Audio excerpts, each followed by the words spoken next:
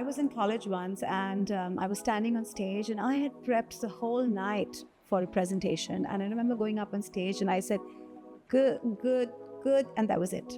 Welcome to Success Decoded. I'm your host, Taylor Elizabeth, an emotional intelligence and self-development coach passionate about helping individuals uncover their true potential, build their confidence, and create meaningful success. This podcast is not just about achievements, titles, or material success.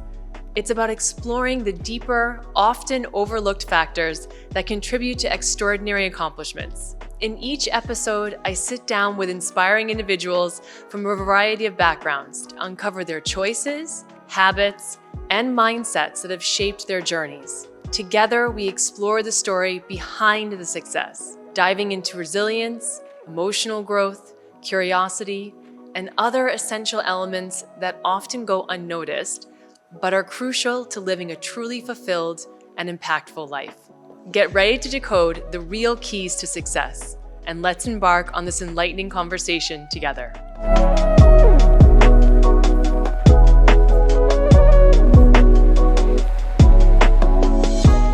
Today, we have an extraordinary guest whose story is a true testament to confidence, self-discovery, and triumph.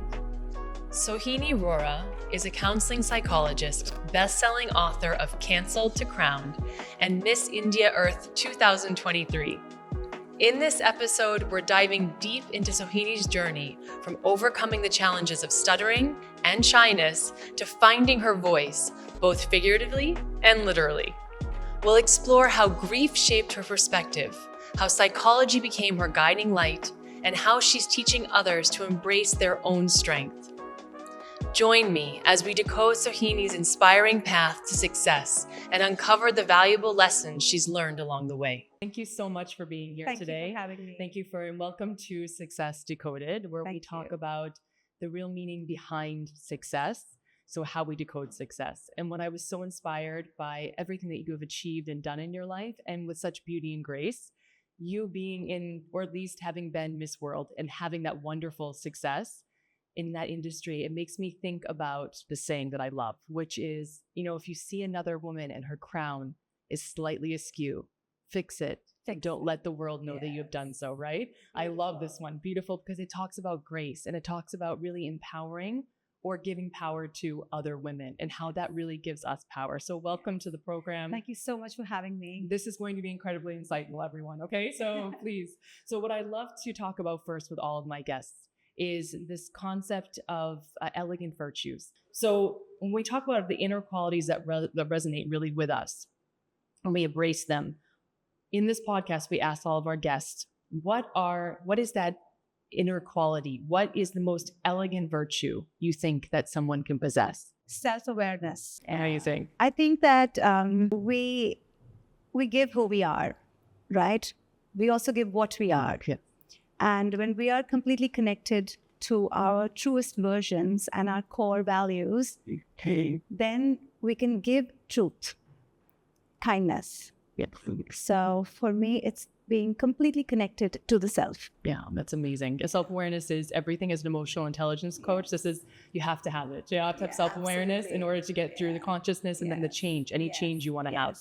So for me also, whenever I think about this for myself, I always think about confidence, which is very much tied to having that self-awareness, right? Yes. And it is a quality that many of us strive to harness, but it often feels elusive. And I know that you must have gotten a hold of that confidence at some point or developed it, especially because of all the success that you've had in what we would say you have to have confidence. If you want to be a beauty queen, you have to have confidence. Can you talk a little bit about that?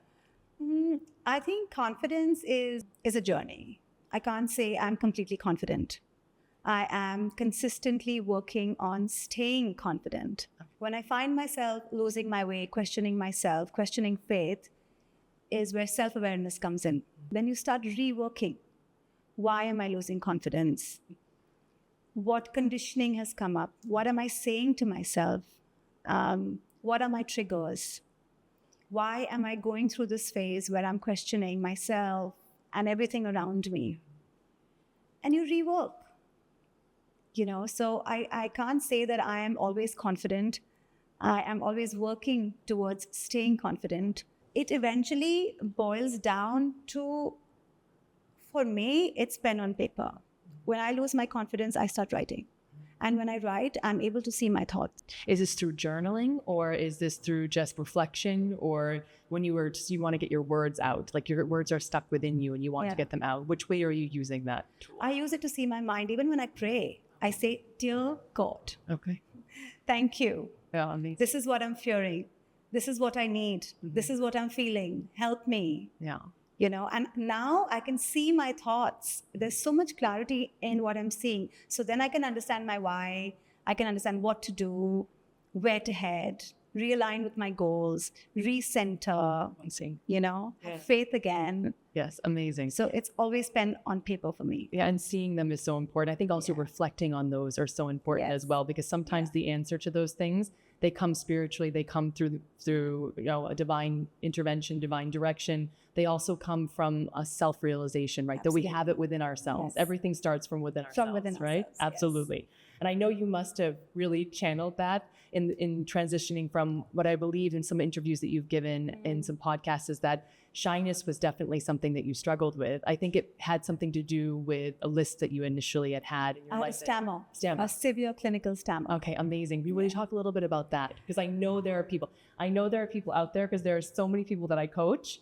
There's so many people that I coach that really struggle with a stammer, even like where it comes from, how to manage it. If you'll talk a little bit about that, because you are an inspiration. Sitting here, nobody would ever have known that. So you're an inspiration. Can you talk to us a little bit about that? So I'd like to say that I still struggle with my stammer, completely accepting of it. I am inclusive of my stammer. I am not ashamed of it anymore. It is who I am. And she, the stammerer, comes up, then she's welcome, because she's coming to say something. She's coming to say that you're afraid, Sohini, you're overwhelmed, you're feeling low on confidence. There's something that's not right with me. So she's coming to say, look, check in, go within, and understand what is happening with you. So I love her. That's wonderful. Yeah, That's she's a friend. Yes.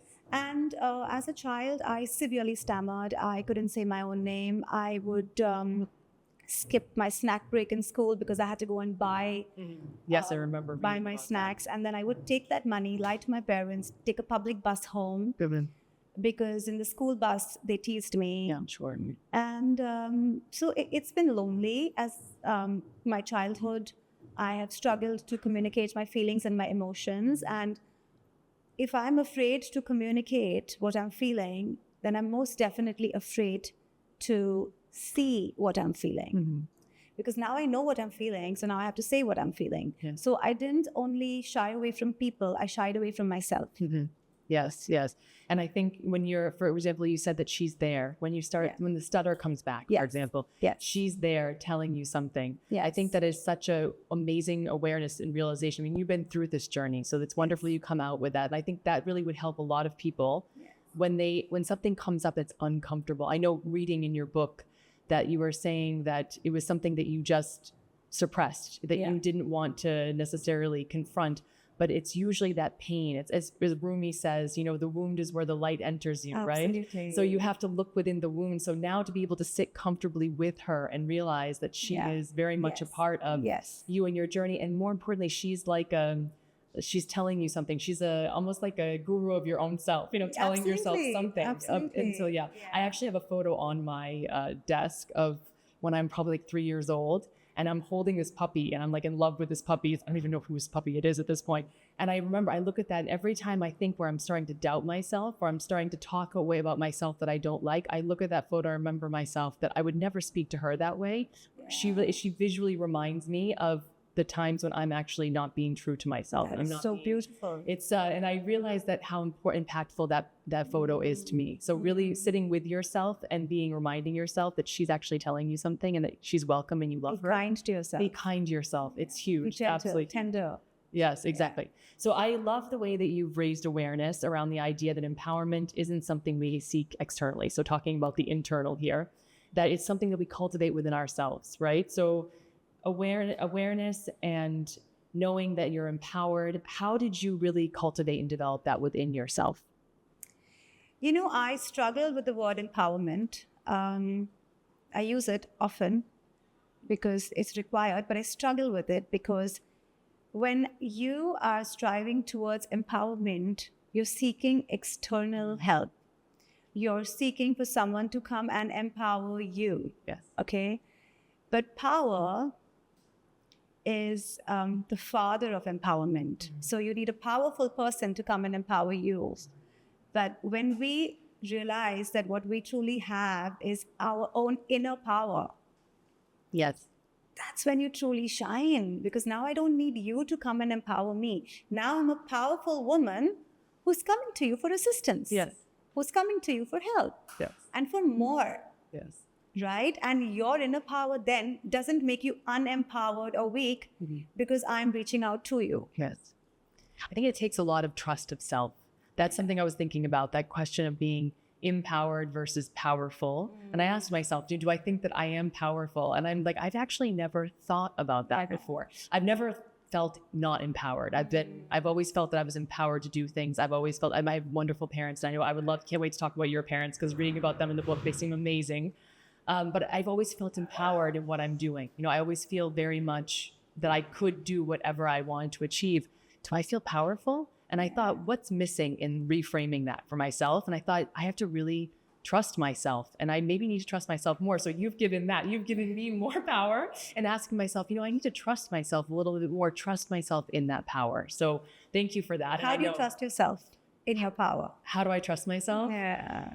I would say that instead of, I think, asking outside first, I need to ask myself first inside. That's what I think. What I do is I have a tendency to look outside and ask versus looking inside and asking first. And you've been open about your experience with stuttering and how it shaped your early life. It's in incredible, impactful ways, the way you wrote about it.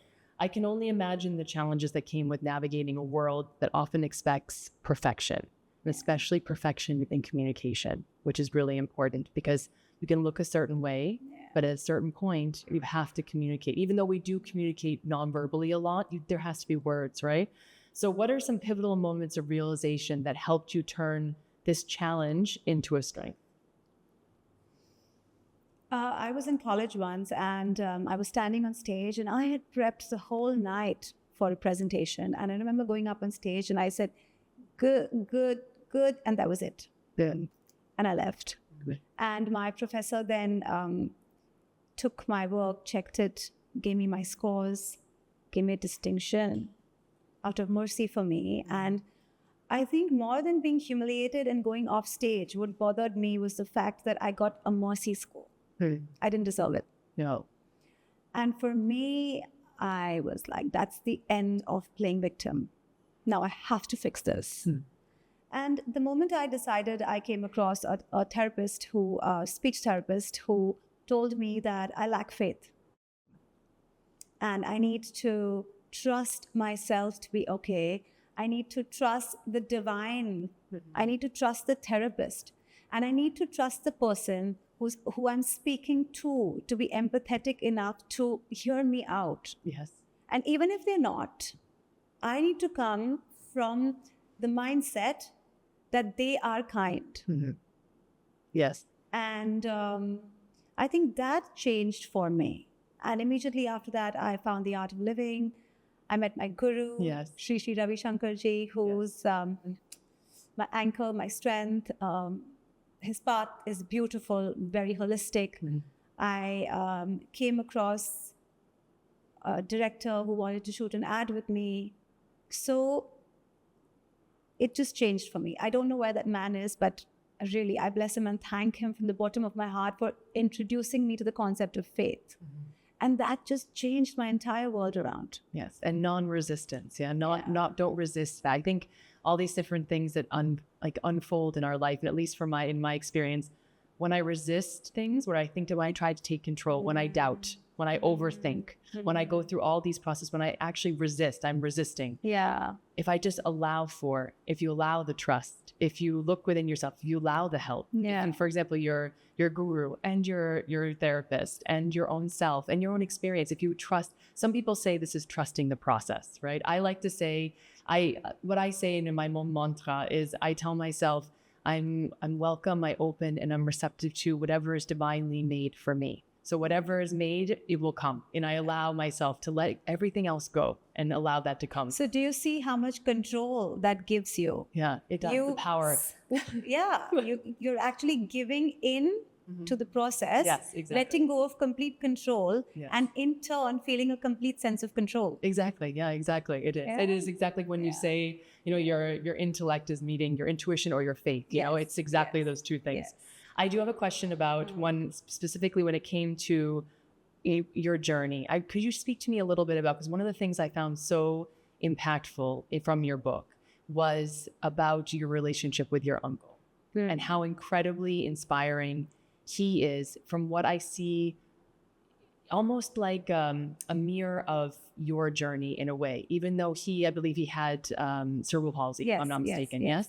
And so clearly he had a limitation of speaking as a result. Yes. He couldn't speak, verbalize. He couldn't walk. He couldn't straighten his hands out. Yes. He couldn't straighten his fingers. But he had amazing, from what I read, he had amazing empathy and spirit and positivity and joy. He seemed to have a lot of joy. He was an artist. An artist, yes, and he a would crazy paint talent. through his twisted fingers. Yes. And the discovery and what you learned from him. What I found really interesting is that he couldn't communicate verbally, and also you were struggling with something very much the same. Yeah. So it's like as if, I think we get gurus and teachers and guiders throughout our life. Sometimes it looks very similar, but we can't necessarily even see it. You know what I mean? Because even though he couldn't speak, also he was teaching you so many things, amazing things. Yes. Almost like, I know you also don't have a voice. I don't have a voice, but see, this is what I'm doing. This is what you can do. Exactly, this is what you can do. Yeah. Talk to me a little bit about that, about him. So he taught me kindness. Yes. Because from the moment I was born, I was taught to be kind. Kind to someone who can't do a lot of things. Kind to someone who can't regulate his emotions. Kind to someone who needs to be showered or changed. And he was vulnerable, extremely vulnerable and exposed. Yes. And that exposure that he went through every single day of his life did not deter his spirit, right? Yes. So he was vulnerable in my eyes, but did he really feel vulnerable? No. I don't think, not from what I read. It didn't seem like it, no. He was in complete acceptance of his condition, and he was kingly about it. Like, come on, all you, you courtiers, come and serve me. He was trusting the process. He really had faith. Yes. He trusted the process, which is amazing to see that. Yeah. That must have been really inspirational. Another thing you just brought up was a lot of empathy. You had a lot of empathy. Yes. I think that's incredibly important from an emotional intelligence standpoint. Honestly, from a happiness, a joy standpoint, empathy is such a huge part. Gratitude, empathy, these kind of things. Yes. Learning it. But I think your parents talked about resilience and empathy a lot. This is something I found really fascinating. I think probably you were seeing that as well. You saw empathy and resilience on a daily basis. And this has to form who you are. Even if you are struggling with something, this really has to work. Can you talk a little bit about that? The resilient empathy, I think, is what it's called. So can you truly be empathetic if you are not resilient? You can be compassionate. Yes. You can have sympathy. You can be merciful. But when I am in a state of empathy, what I am really doing is helping you find your inner power over empowering you. Right? Yes. So my goal is to help you become your best version and detach from me. Yes. I don't want you to be attached to me. I don't want to handhold you. Now, this process involves self-empathy. Yes. Firstly, because I want to free myself as well. And it involves being empathetic towards you, because I truly and most genuinely want you to become your best version. Now, how is this process possible without being resilient? Yeah, it's not possible. It's the core value of this process. Yeah, you need to have it. I should be able to be resilient towards my own need to rescue you, my own triggers, my own need to be held, because like if you need me, I feel powerful, I feel stronger, I feel like I have a purpose. Yes. Right? Yeah. Empathy is when you are no, people say it's putting yourself in somebody else's shoes, but it's, in my opinion, it's actually when you are going through exactly like what you said, when you're going through an experience or a feeling or whatever it is with another human being, that you have that connection with them without altering anything. It's just the connection part. And if you have the you have to be resilient. Mainly because, I mean, in order to do that, to really connect with another human being, you have to consciously and subconsciously have some kind of an experience, which means you need to get through the other side. Resilience is that you have gone through the experience, you have it, and then you have not better or worse. I don't like, personally as a coach, I don't like better or worse. I like that you have that now. You have that tool now to get through it, to build yourself, to really grow. So when you're going through that with somebody else, you have to be resilient in order to connect with that other human being, because it means you've been through it. Not the same, the details aren't the same, but you've been through it. And so therefore you can really make that connection without altering, which I think is the biggest thing. That's the only way. Yeah, the only way. So I thought that was such an impactful concept that I read about, and I really loved it. So as a psychologist, you've spoken about empathy burnout, which I think is really important to talk about as well, and the delicate balance of maintaining your emotional availability for others while still protecting your well-being. I think so many of us can relate to that. I personally can. For sure, this is something that I struggle with is, I get emotionally burnt out because I take so much on. How do you manage to restore your empathy and create space for yourself when the weight of others' emotions feel overwhelming? Firstly, and most importantly, if I feel triggered by my clients, I know that I haven't done the work I need to in this space. So since we spoke about grief, I have someone who comes and talks to me about her mom. I will first check in with myself and see, do I have the ability to currently deal with this situation? Because I don't want to try and rescue you without knowing how to swim, or with a broken arm, or a rotator cuff injury, right? I have to fix all of that before I teach you how to swim. Your resilient empathy, again. Absolutely. Yes? Yeah, absolutely. Absolutely. So that's first point. Okay. Secondly, I do not take my work home. I shut my appointment, I shut my eyes, I blow it out, and I move on with my day. I don't. Because I actually have a space where I don't want to be empathetic. I want to be compassionate. I want to be vulnerable. I want to rescue you. I want to tell my best friend that I feel like shouting at her husband, for example. I don't want to always say, how does that make you feel? Let's talk about it. Exactly. You don't always want to be the coach or the therapist, or I totally understand. Or tell her that she's screwing up and it's not okay and she has to go speak to him. Yes. So to be completely connected to the human, the girl, woman, best friend, partner, I have to step out of therapist mode. Yes. And I'm sure you would know that. Yes. Yes. Let me ask you a little bit about maybe something that would have been triggering for you. So in your book, which we haven't officially talked about yet in the questions, but we will, specifically questions from the book. But in your book, you did talk about the sexual abuse that you did suffer from someone that was stalking you, frankly. Yes. It's very disturbing. Actually, reading it was very triggering for me, and I can only imagine those people that read it. Yeah. You're incredibly brave to have written about it. I think it's something that we should talk about. Would you mind just telling us about that, your journey through that process and how you healed? So that's in the book. I'm going to talk to you about, it's strange that you're asking me this, because on Tuesday night, now we're on Friday. Yes. So on Tuesday night, I was out with a friend of mine, and while I was talking to her, I randomly remembered an incident which happened to me when I was 13 years old, and I had repressed it.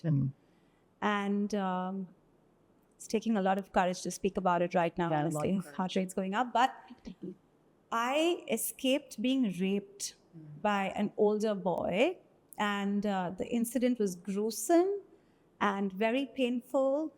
And the 13-year-old me had completely repressed it. It was not at all in my consciousness. That's why it's not in my book. And I have been working on it actively with my therapist at the moment, because I'm trying to understand why I repressed it. And I feel like the conclusion that I'm coming up with is shame. Yes. maybe even fear, because if you repress something for 28 years and you have based life decisions on that incident without knowing why you're stuck in toxic patterns or choosing certain relationships, Yes.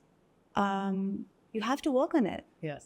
And I'm so grateful that it's come up, and it's been dark and it's been painful, but it's come up to go. It's come up to teach you. Yeah. And I'm so excited about the freedom that's going to come Yes. once this is processed, because a weight of 28 years is on its way out. Yes. Yes. And I'm waiting to do my dance. Yes, that's wonderfully joyful. So I think this is all, I wish, when I'm working with different clients, and I'm sure this is the case with you as well, and they come and you can just, there's so much fear, right? There's so much shame, especially this subject, Shame. on this topic, which we were having a conversation earlier about this, not this specific. Thank you for sharing that with us. You said you've never spoken about it, so No, thank you. And it's now the you're first just time, processing it because you're just going through that It came journey. up like 3 days ago. You're coming through that journey. So thank you for sharing that with us and the strength that took. When you taught the concept of shame, we have fear, we have whatever. We also don't, if the pain is hard, the pain is hard to process, to look at it with eyes of, I know this is hard. I'm resilient. I'm powerful. I'm strong. Yes. I know I can do this. It's going to hurt. I know it's going to hurt. I'm also fragile. I'm fragile. I'm also vulnerable. Exactly. Yeah, exactly. I'm also hurting. Yes. I also feel like I may not get through this. Yes. I'm while I'm all of that as well. Yeah, exactly. At the same time. It's a paradox.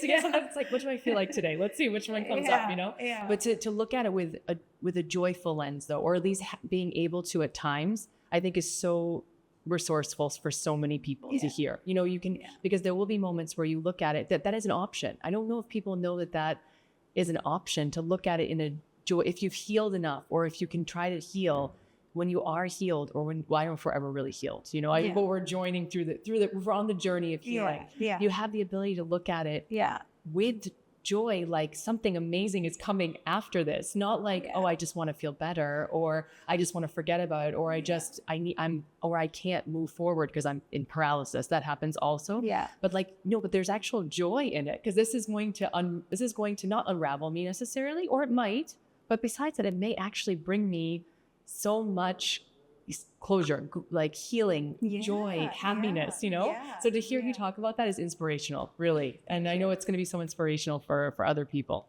When I'm still on this journey of healing where this is concerned, I don't know where I'll land, but I do know that through the darkness that I'm experiencing, through all of the trauma that's coming up, I'm remembering the incident in pieces every day.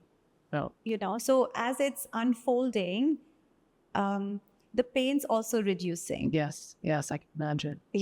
As a psychologist, you have a deep understanding of the importance of self-care. So I'm going to ask you as a mother now, okay? As a mother and as a career woman. So from one mother and career woman to another one, I would love your insight on this one. When you have a lot going on and life is really challenging to balance those things, the analogy that I use is that we are constantly juggling things. I mean, we're human beings. We're always constantly juggling things. It's always determining which ball is glass, which is rubber, and which one is wood. So which one, if you let it drop for a moment, is going to shatter and never be fixed, which one will bounce back? So how do you navigate your own self-care or your balance of everything when you have all this going on? What is your tip for managing that? I collaborate with my children. Amazing. Tell us about that. So my 14-year-old, she's much older, very mature, close friend. We talk about everything. But even my 8-year-old, I tell him I'm going through something. So she has more details. He doesn't. Right. But I'm going through something. I'm not feeling okay, or I'm thinking about Nani, who's my mom, or I'm feeling overworked. I would love to hear you out at the moment, but I have a deadline. So-and-so publication needs an article by 2 p.m. and it's already 1:40. So I can't speak to you. Unless it's really important, then you decide, you take a call. And inevitably, he says, it's okay. And then I have to remember to go back to him. Sometimes I say, I need time out. I'm not feeling okay. I'm going to have an irrational response to you, and I don't want to do that. So can you help me and give me the space to find my alignment and then become kind again? And he says, I don't want you to be unkind. I'm out of here. This is amazing. This is conscious parenting. Like if we could just say conscious parenting, this is exactly what it should look like. You have to collaborate. You have to. And I think also you have to, and this is, again, the way I also with my daughter is I tell her from the beginning, and I just wonder when it comes back, it's always really interesting, you know? So I've always told her, Mommy just needs a moment. Mommy just needs a moment. I'm processing this. I just need to go through this. It's not you. Mommy needs a moment. So now she'll say the same thing to me. I just need a moment. I'm going to go. So it's, when you see that, it's like you're actually supporting emotionally healthy, consciously very aware behaviors in your children. And you're teaching them boundary setting. And you're boundary setting, and you're also like keeping that balance, and it's self-care. Like it's like everything at one go, you know? Absolutely. It's so much easier to try to set this really from the beginning than to try to undo and then put it in place, because so many different things come from this, because our children are intelligent. Yeah. Like we need to allow the hierarchy to move. Exactly. You know? Yeah. You don't have to always be on top of it. Yeah, yeah. Sometimes tell them to come on top of it and say, here, take your space, I understand. Or to say, don't you think you're being irrational and rough with me today? Yes. It's a mission. I'm sorry. I am. Forgive me. Actually, yes, I am. I know I feel like they're our best. Well, they are our best teachers. You know, they are our best teachers, and you're like, that's a beautiful teacher. It is, and it's so insightful, and also it's like they don't have a lot of the complications that adults have sometimes in communicating with each other. It just comes, and it's like vision on top. It's like clearer vision. It's an amazing thing. Okay, about your book that I love so much. Okay, and I'm going to be giving to everybody on my staff. Okay, so your book, it's called Cancelled to Crowned, and it has beyond, and we say powerful here, but it has beyond a powerful title as far as I'm concerned. Just reading it, and I'm never going to forget it. So it suggests a transformation from adversity to empowerment, or to being powerful. I think we should probably say now instead, right? What inspired you to put your story into words? So I met my guru in October of 2023. And I said that I don't know what to do next now. I won this title and I don't know what to do with it. Then I met him again in December of 2023, and I asked him the same question, and he said, write. So I said, but I don't know how to write. He said, you must write. I said, okay. And in about 5 days, I opened my laptop and I had my first manuscript ready by the first week of January 2024. Amazing. Yeah. Well, that's an inspiration in itself. Congratulations on that. I mean, I am surprised myself. I didn't even know I was a writer. And for me, Cancelled to Crowned is so important because I believe that the first thing that every single born person, like every single person who's born, is taught cancel culture. And cancel culture begins at the self. So you are a good boy if you get good marks. So I didn't get good marks and I'm not worthy. Because I was taught that to be a good boy, I need good marks. And you're a girl, sit pretty. So now if I am not feeling like it, then I am not a good girl, or I'm not elegant enough. So we are taught cancellation through our whole lives. You're of age to get married now. You need to get married because of society. Now you need to have children. Oh, you're infertile. You're not being able to have kids.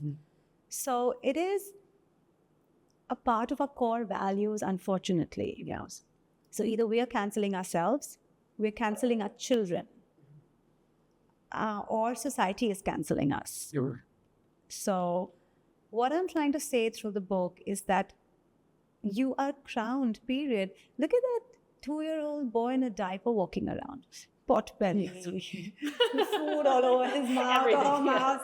I'm the king of this world. So that's who we truly are. That's our truest nature. Yes, we conditioned ourselves otherwise. Yeah, so absolutely. It ends with the crown doesn't belong on your head. The crown sits in your heart. Yes. You know. That's amazing. So go past the conditioning that you have grown up with and the belief that you are not worth it, because you are. Most definitely are. Now, how would you advise people to do that? From what I'm hearing you say is that, you know, you're basing things on an external assessment, external validation. This is that internal self. Can you give us some tips on how somebody could do that? How do you undo that conditioning? Free yourself from all definitions. You're undefined. You're undefined by your success. You're undefined by your failures. You're undefined by your paunch. You're undefined by your speech disfluencies. You're undefined by everything. You're not defined, period. Good spouse, undefined. Bad spouse, okay, undefined. Mm-hmm. You just are, right? Yes.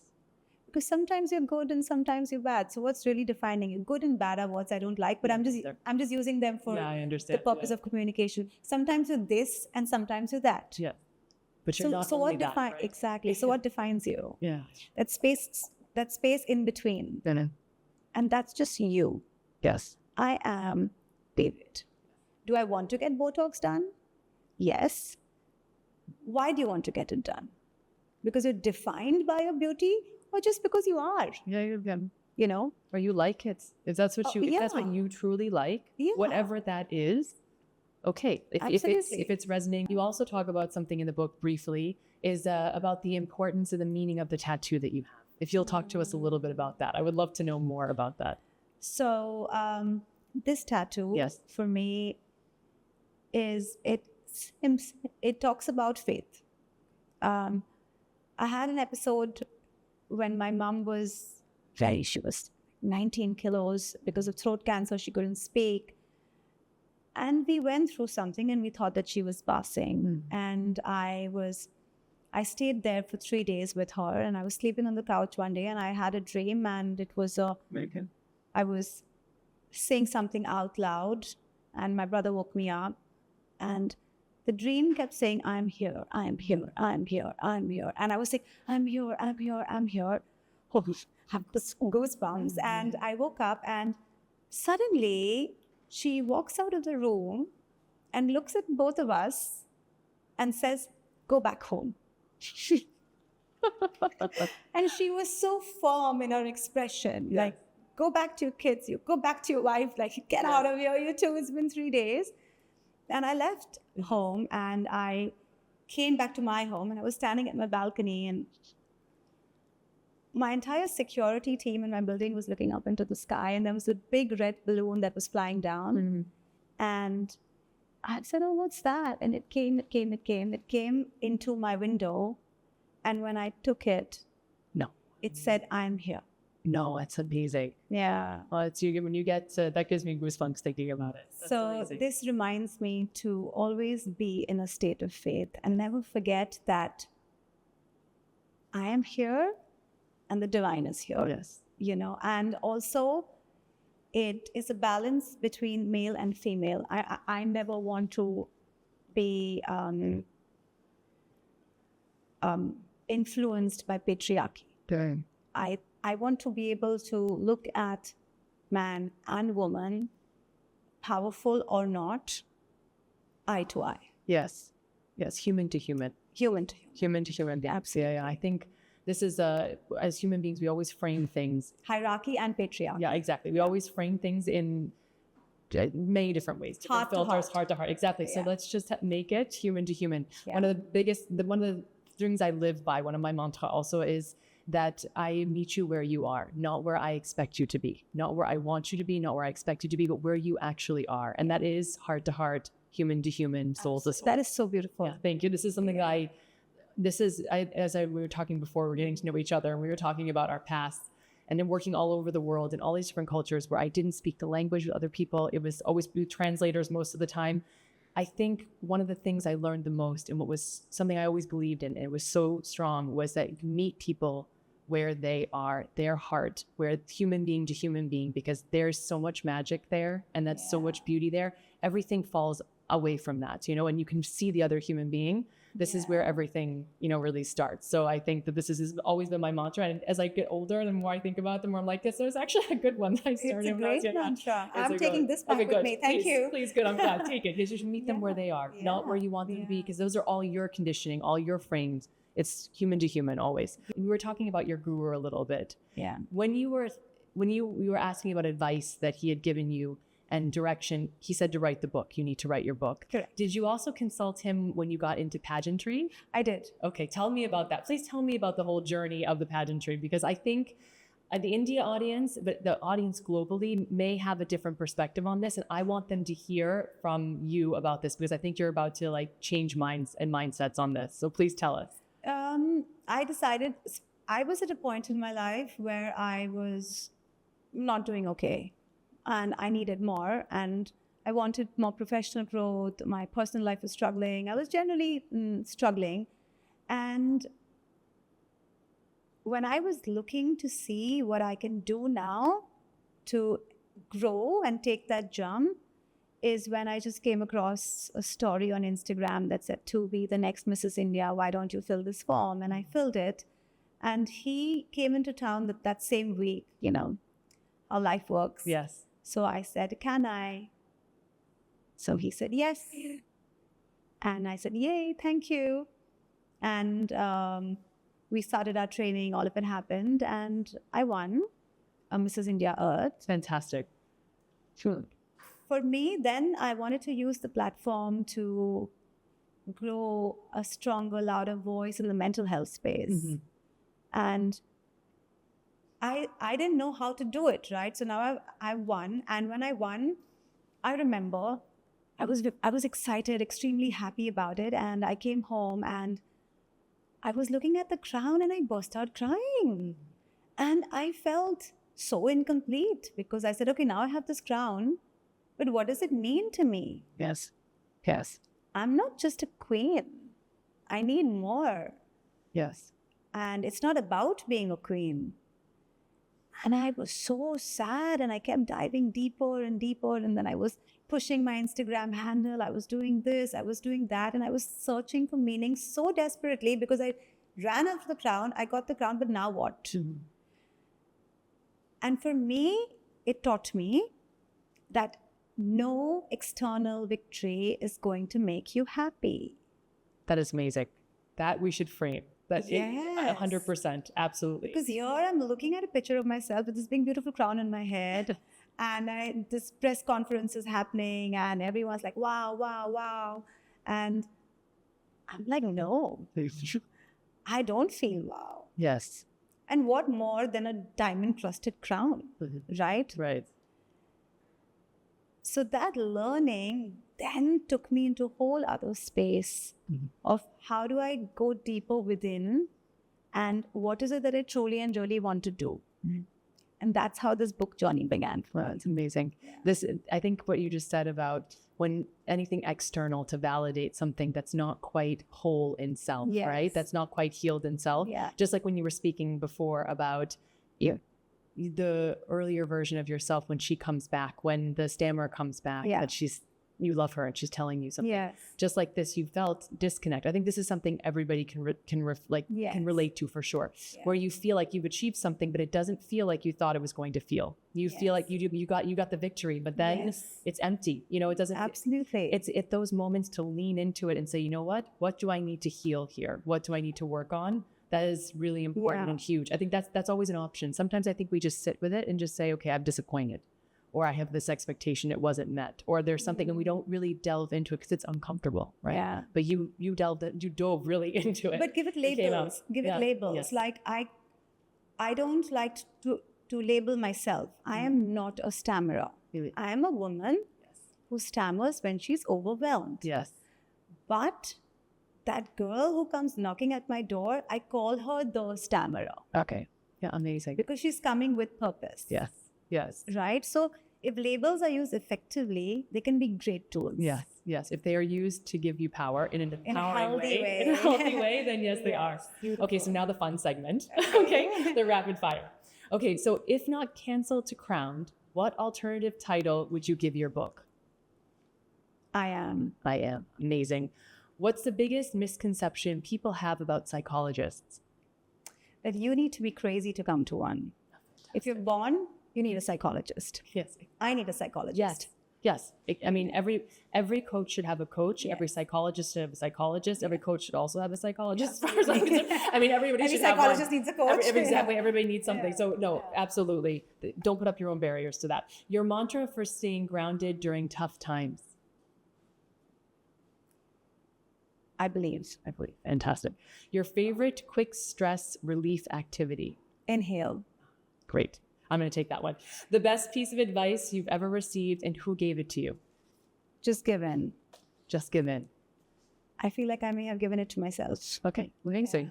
Fair enough. Did that come in a moment where you couldn't resist anymore because it was just impossible, or you made that conscious choice? I was having a big fight with God. Okay. I was like, that's it. I'm done. I'm done with you, and I'm done with everything I'm going through. And now, you know what? I'm giving in. You want to kill me? Do it. Yeah. And my death is on you. Yeah. My pain is on you. Everything is on you. Yeah. So that's where I actually truly learned. But that was the point I started picking up. Yeah, it's you break down to build back up. I think you're explaining it so well, because I think sometimes we think it's a catastrophic thing. Sometimes it's just a shift of perspective of that's it. I'm giving. And even if it is given, that's it. You know. Yeah, exactly. Well, I cannot thank you enough for being here today. Thank you so much. I cannot thank you enough for making me feel. I feel lighter actually after this. Just hearing your journey, hearing your strength, hearing your resilience. Sohini, your story is a powerful reminder that success is not just about achievements, but about inner growth and resilience we cultivate through life's challenges. From transforming struggles into strengths, embracing grief as a symbol of love, and inspiring others through your work in writing, you've shown us what it truly means to rise from canceled to crowned. To our listeners, I hope today's conversation encourages you to look at your own journey with compassion and strength. Remember, it's not the challenges that define us, but the choices we make to overcome them. Thank you for tuning in to Success Decoded. Until next time, keep striving, keep growing, and always remember to decode your unique version of success.